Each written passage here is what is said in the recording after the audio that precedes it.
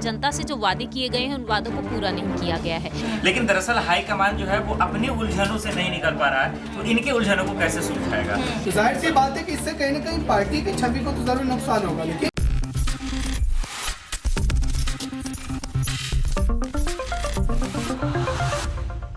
नमस्कार, next 9 news देख रहे हैं आप। आपके साथ मैं हूं मानसी जायसवाल। हमारे खास कार्यक्रम सत्ता का खेल में आप सभी का बेहद स्वागत है। आज हम चर्चा करेंगे राजस्थान की सियासत के बारे में। जैसा कि आप सभी जानते हैं कि राजस्थान में इस वक्त सियासी बवाल देखने को मिल रहा है।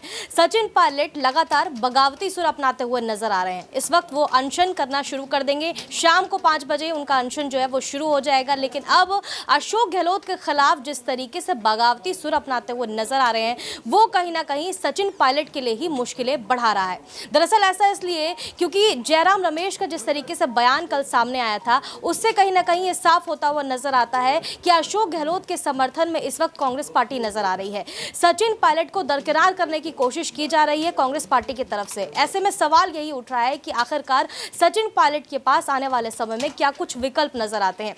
सचिन पायलट ने अनशन करने का ऐलान तो कर दिया है। अशोक गहलोत पर भ्रष्टाचार करने का आरोप लगाया, बीजेपी के साथ साठगांठ करने का आरोप भी लगाया। तो ऐसे में लगातार सवाल उठ रहा है कि सचिन पायलट क्या अब भारतीय जनता पार्टी में शामिल होने वाले हैं, या फिर अब कांग्रेस में, या और वो इंतजार करने का के मूड में नजर आ रहे हैं, या फिर आर या पार के मूड में नजर आ रहे हैं। इसी मुद्दे पर चर्चा करेंगे। मेरे साथ प्रांशी मौजूद हैं।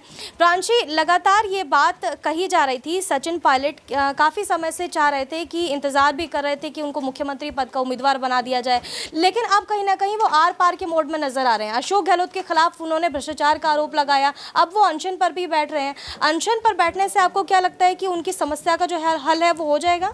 देखिए, फिलहाल सचिन पायलट ने गहलोत सरकार, खुद की ही सरकार के खिलाफ जो मोर्चा खोला है, क्योंकि उनका कहना साफ तौर पर रहा कि जनता से जो वादे किए गए हैं उन वादों को पूरा नहीं किया गया है।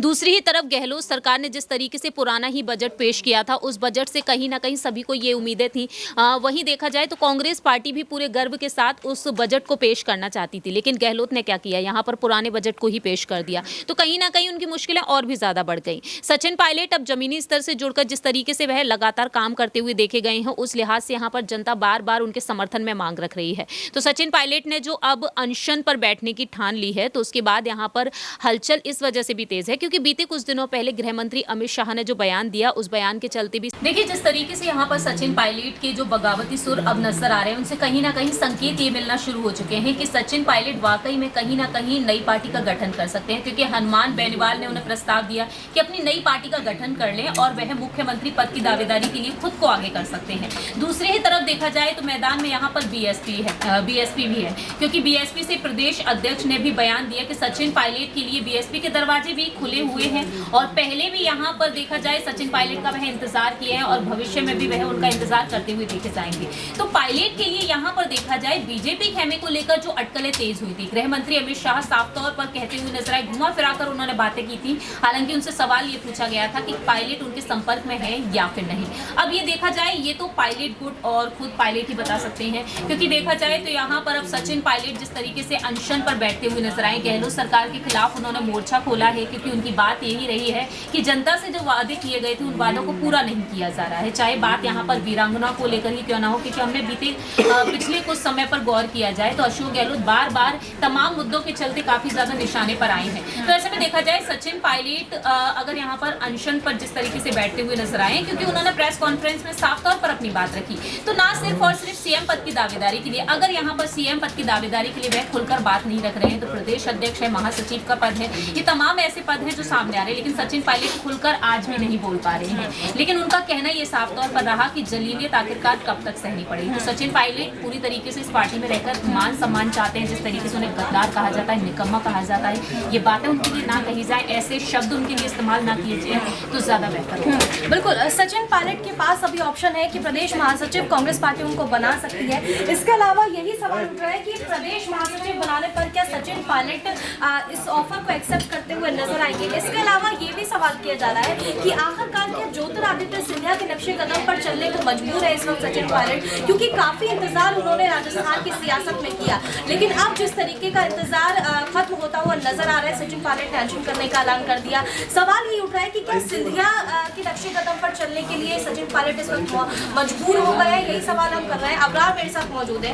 अबरार, आपको लगता है कि ज्योतिरादित्य सिंधिया की नक्शे कदम पर इस वक्त सचिन पायलट चलने को मजबूर है? क्योंकि कांग्रेस को जिस तरीके से गुड बाय कहा था ज्योतिरादित्य सिंधिया ने, अब कहा जा रहा है कि सचिन पायलट भी अब वही करते हुए नजर आएंगे अगर उनको सीएम पद का उम्मीदवार नहीं बनाया जाता। देखिए, लगातार जिस तरीके से सचिन पायलट को नज़रअंदाज किया गया है कांग्रेस पार्टी में, अब 2020 के बाद से ही, और हर उस चुनाव में जो कांग्रेस पार्टी के लिए जो है काफ़ी ज़्यादा अहम होता है, उसमें सचिन पायलट का इस्तेमाल किया जाता है, चाहे वो हिमाचल प्रदेश का चुनाव रहा हो या फिर और जो है निकाय चुनाव रहे हो। तो जाहिर सी बात है कि सचिन पायलट को एक उम्मीद है, जो आश्वासन लगातार पार्टी हाईकमान की तरफ से मिलता रहा है कि उन्हें जो है पार्टी कोई ना कोई बड़ी जिम्मेदारी सौंपेगी। लेकिन अब ऐसा वक्त आ गया है, राजस्थान में चुनाव होने वाले मात्र 8 महीने का समय रह गया है। जाहिर सी बात है कि सचिन पायलट अब एक दबाव की स्थिति बनाना चाहते हैं, क्योंकि अशोक गहलोत अपने बलबूते पर राजस्थान की सत्ता में फिर से एक बार वापसी नहीं कर सकते हैं। बीते अगर विधानसभा चुनाव की बात भी की जाए तो उस बार भी सचिन पायलट का एक बड़ा सहयोग था जो है राजस्थान में कांग्रेस पार्टी की सत्ता को बनाने में। तो अब जो अनशन की तमाम जो तस्वीरें देखने को मिल रही है, तो जाहिर सी बात है कि इससे कहीं ना कहीं पार्टी की छवि को तो जरूर नुकसान होगा। लेकिन सचिन पायलट ये चाह रहे हैं कि अगर ऐसे समय पर वो अपने पक्ष की बातें नहीं रखेंगे तो कांग्रेस पार्टी फिर से उन्हें 5 साल के लिए टाल सकती है, क्योंकि अशोक गहलोत जितने अनुभवी और जितने ज़्यादा पकड़ रखने वाले नेता हैं वो कांग्रेस पार्टी पर, जाहिर सी बात है कि विधायकों का जो तालमेल है, विधायकों की जो मिली भगत है,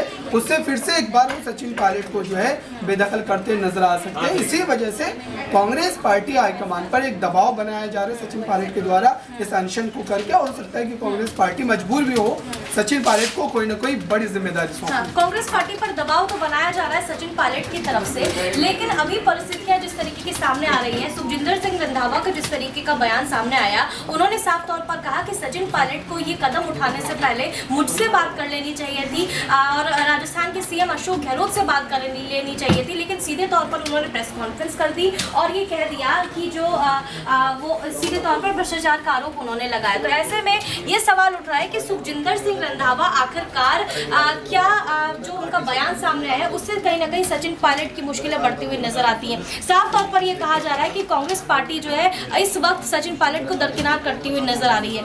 सुखजिंदर सिंह रंधावा को लेकर के जो बयान सामने आया है उसको लेकर के चर्चा करेंगे। मेरे साथ आसिफ मौजूद है।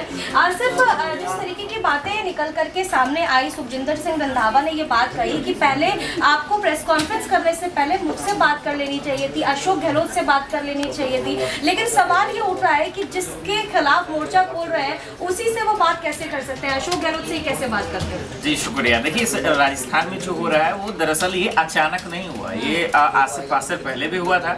जो राहुल गांधी, सोनिया गांधी, अगर एक शब्द में कहते कांग्रेस का हाईकमान इसको संभालने में नाकाम साबित हुआ। और उसी तरीके से जो है बीच में भी ये मामला जब प्रेसिडेंट का चुनाव हो रहा था, यानी खड़गे, जब अशोक गहलोत की चर्चा हुई और अशोक गहलोत ने सोनिया के मुंह पे मना कर दिया कि भाई हम अध्यक्ष नहीं बनेंगे, उसी वक्त इनको सचिन पायलट को समझ में आ गया। लेकिन दरअसल वहाँ पे गुजरात के चुनाव हो रहे थे, हिमाचल के चुनाव हो रहे थे, तो वो सोच रहे थे कि भाई किसी तरह दिन को गुजार लेते हैं। और सचिन पायलट ने सबर का इम्तिहान दिखाया, उन्होंने दिखाया कि चलो भाई हाईकमान की बात मान लेते हैं। लेकिन दरअसल हाईकमान जो है वो अपनी उलझनों से नहीं निकल पा रहा है, तो इनके उलझनों को कैसे सुलझाएगा? तो मुझे लगता है कि सचिन पायलट ने जो फैसला किया वो गलत बिल्कुल भी नहीं है, एकदम सही है। या तो आप क्लियर बोल दीजिए कि भाई हम आपको सीएम का चेहरा नहीं बना सकते, लेकिन किसी को गुमराह करना, किसी को फंसाना, किसी का दुरुपयोग करना, ये पूरी तरीके से गलत है। तो यहाँ पे इस कांग्रेस को पता है कि हम गहलोत के खिलाफ नहीं जा सकते हैं, और सचिन पायलट के खिलाफ जाएंगे तो थोड़ा सा चांसेस है जीतने के। तो यहाँ पे सचिन पायलट का जो फैसला है मुझे लगता है कि बिल्कुल सही है। आंसर से कम देखिए, अभी देखिए ना, किसी का राहुल गांधी का किसी का बयान आया, प्रियंका का आया, सोनिया, किसी हाईकमान का आया नहीं है। भाई आप लोग चुपचाप क्या देख रहे हैं? इसका मतलब ये है जानबूझकर इन लोगों ने छोड़ दिया। तो पायलट का जो फैसला है मैं इसका स्वागत करता हूँ, इन्होंने बिल्कुल सही। लेकिन अशोक गहलोत का जिस तरीके से समर्थन करती हुई कांग्रेस पार्टी नजर आ रही है, आपको लगता है कि क्या मजबूरी रही है कांग्रेस पार्टी की जो अशोक गहलोत का समर्थन कर रहे हैं, सचिन पायलट का क्यों नहीं कर रहे हैं? चापलूसी। गांधी परिवार में एक खेल रहा है शुरू से कि जितना आप तलवे चाटेंगे उतने आसमान पे जाएंगे। रणदीप सुरजेवाला एक से बढ़कर एक नाम है। जिन लोगों ने गांधी के तलवे चाटे, उनकी चापलूसी की, उनको राज्यसभा सांसद भेज दिया गया या फिर मंत्री बना दिया गया। अब जो लोग नहीं रहते हैं या जिसे नहीं मिलता वो बीजेपी में चले जाते हैं, जिसमें से बहुत सारा नाम है। अब हो सकता है कहीं सचिन पायलट भी नाम चले जाए। तो मुझे लगता है कि इस मजबूरी यही है कि उनको पता है कि अशोक गहलोत करीबी रहे हैं। उनका नो डाउट इसमें कोई शक नहीं कि सचिन पायलट के कंपेयर में अशोक गहलोत का दबदबा ज्यादा है। यही वजह है कि वो उनके समर्थन में जा रहे चलिए, हैं। बहुत बहुत शुक्रिया हमसे बातचीत करने के लिए। तो लगातार ये बात कही जा रही है कि सचिन पायलट और अशोक गहलोत के मुकाबले अभी जो दबदबा है वो अशोक गहलोत का ज्यादा कायम है। इसी वजह से कांग्रेस पार्टी के आलाकमान जो है अशोक गहलोत का समर्थन करते हुए नजर आ रहे हैं। लेकिन सवाल यही उठ रहा है कि आखिरकार सचिन पायलट अब आने वाले समय में क्या जो कदम उठाते हुए नजर आएंगे। आपकी इस मामले पर क्या कुछ राय है, हमें कमेंट करके जरूर बताएं। देश और दुनिया की तमाम बड़ी खबरों के लिए देखते रहिए नेक्स्ट 9 न्यूज़।